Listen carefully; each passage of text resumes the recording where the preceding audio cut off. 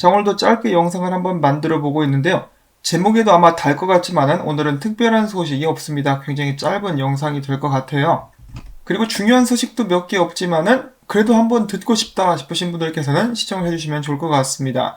자, 첫 번째로는 XRP 분석에 관련된 이야기를 전해보려고 하는데요. 제가 얼마 전 영상에서 그런 말씀을 전해드린 적이 있었습니다. 비트코인이 흔들리기 전에 한번 펌핑이 오면 정말 좋겠다. 자, 근데 비트코인 흔들리기 시작했고 조만간에 떨어질 거라는 전망이 난무하는 가운데 이제는 알트코인들도 약세를 보이기 시작했죠. 그러면서도 XRP는 전혀 힘을 쓰지 못하고 있는 그런 모습만 보여줘가지고 이번에도 물 건너가는 것이 아니냐라고 많은 사람들이 벌써부터 한탄을 하고 있습니다.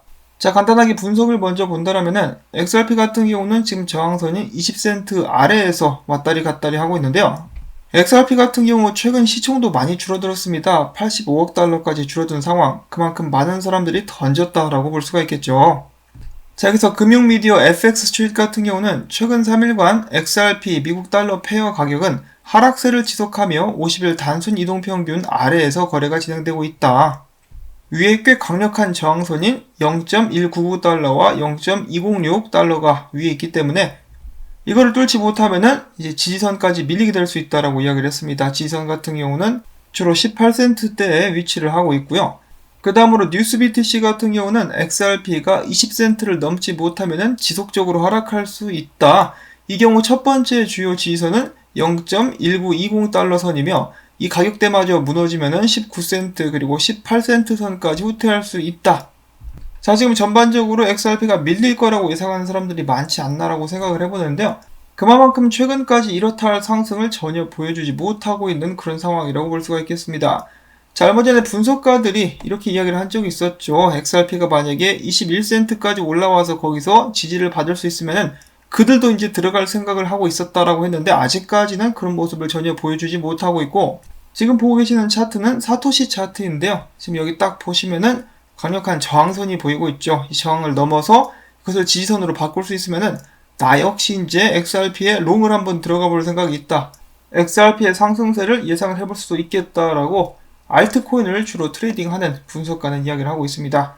자, 과연 XRP는 정말 상승다운 상승 한번 해보지 못하고 이번에 작은 알트 시즌을 마무리하게 될 것인지 사실상 최근 동향을 좀 살펴보면은 기존에 강세를 보였었던 메이저 알트들 전혀 힘을 쓰지 못하고 있는 것이 사실이긴 한데요. 그래도 XRP보다는 성적이 좀 좋은 것 같습니다. 그런 점은 좀 많이 아쉽다라고 볼 수가 있겠고요. 자, 그 다음에는 한때는 XRP의 열렬한 지지자였으나 이제는 XRP를 미워하고 증오하며 스텔라 쪽으로 옮겼던 이 티파니 헤이든이라는 여성분의 트윗이 또 화제가 되고 있는데요. 이제 몇 개월 전에는 제드 맥켈럽과 셀카를 이렇게 정답게 올리면서 또 많은 사람들의 관심을 이끌었었던 이 관심을 굉장히 좋아하시는 분이죠.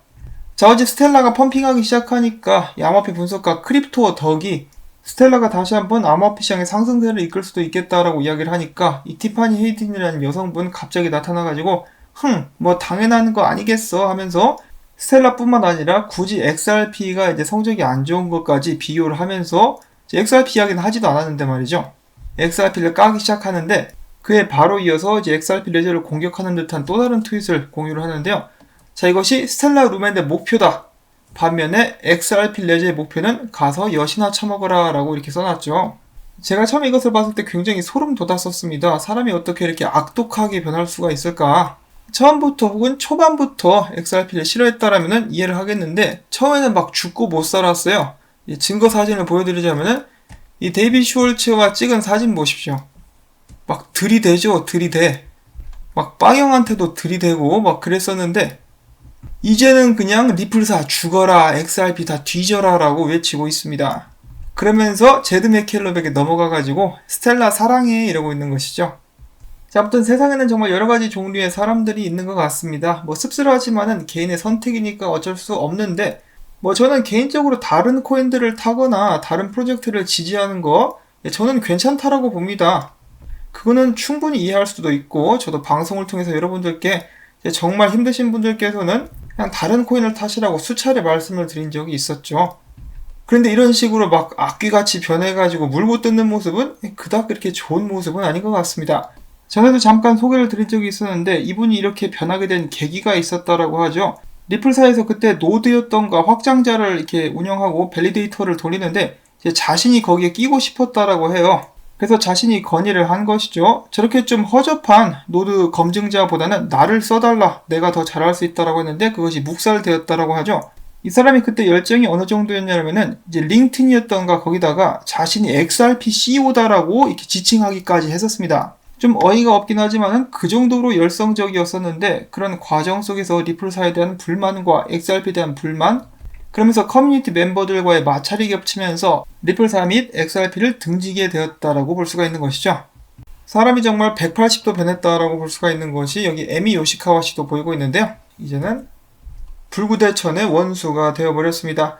커뮤니티 멤버들도 좋아 죽겠다라고 이야기를 했었던 사람, 지금 보시면은 XRP 팁봇과 수메 개발자 윗세빈드랑도 이렇게 좀 가까이 붙어가지고 사진을 찍고 있죠. 윗세빈드랑 데이빗 슈왈츠는 유부남이죠. 자, 일단 미국 문화가 좀 그렇다고 할지라도 윗세빈드는 네덜란드 사람이긴 합니다만은 평소에 잘 알고 지냈던 친구가 이렇게 결혼했을지라도 이렇게 가까이 붙어서 사진 찍는 것은 괜찮지만은 생판 남이잖아요. 그렇죠? 근데 생판 남인데 이렇게 붙어서 사진 찍으면 와이프들이 좀 안 좋아하는 것으로 알고 있습니다. 외국에서도.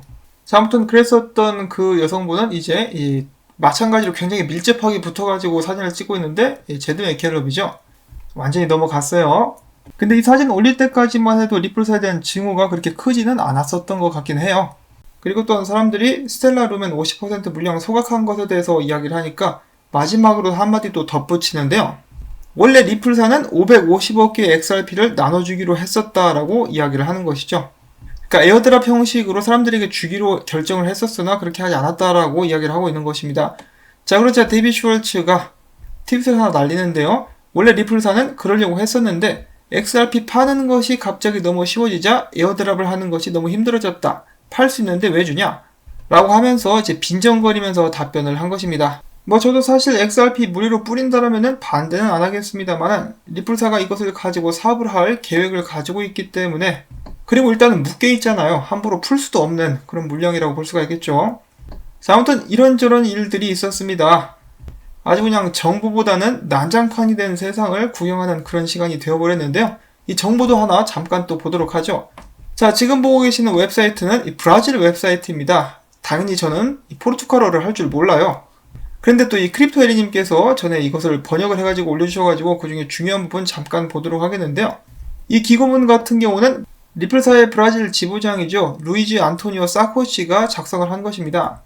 여기에서 그는 짧게 이렇게 이야기를 하고 있는데요. 이제 클라우드 기술에 관련돼서 이 클라우드 기술이 얼마만큼 발전되고 혁신을 이룰 수 있는가에 대해서 이야기를 하면서 리플넷 멤버이자 이번에 리플넷 클라우드를 활용하기 시작한 브라질의 방코 랜디멘코는 리플넷 클라우드를 사용함으로써 24시간 서버를 유지할 필요가 없어가지고 이미 비용 절감 효과를 보고 있다라고 이야기를 하기도 했었습니다.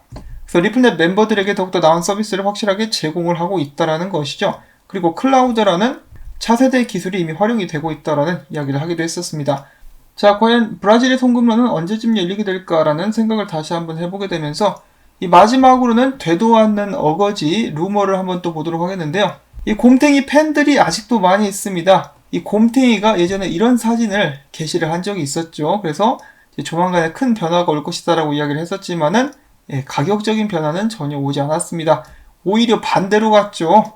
그래서 굉장히 안타까운 상황이라고 볼 수가 있겠는데 최근에 IMF가 이런 사진을 또 게시를 했다라고 합니다. 그래서 이거 굉장히 비슷하지 않느냐, 재밌다, 이런 식으로 사람들이 이야기를 하고 있었던 것이죠. 이거는 그냥 찍었다가 얻어 걸린 것 같은 그런 생각이 들긴 하는데요. 아무튼 이런 사건도 있었습니다. 자, 이렇게 해서 오늘 준비한 영상 및 소식들 다 전할 수가 있었는데요. 소식이라기보다는 가십거리가 좀 많았었던 영상이 아닌가 싶습니다. 제목에도 그렇게 달아 놓을게요. 그래서 사람들이 정보를 기대하고 왔는데 되도 않는 소리나 하고 앉아있다라는 말이 나오지 않도록. 자, 오늘도 시청해주셔서 감사드리고요. 행복한 주말 보내고 계시기를 바랍니다. 그래도 재밌었다 싶으시면 오늘도 토마토밭에 물을 주시면 정말 감사드리겠고요. 저는 내일과 내일 모레는 자유방송 하는 날인데 좀 좋은 정보가 있으면 가지고 오겠고 아니면은 다음에 또 인사를 드리도록 하겠습니다. 안녕히 계십시오.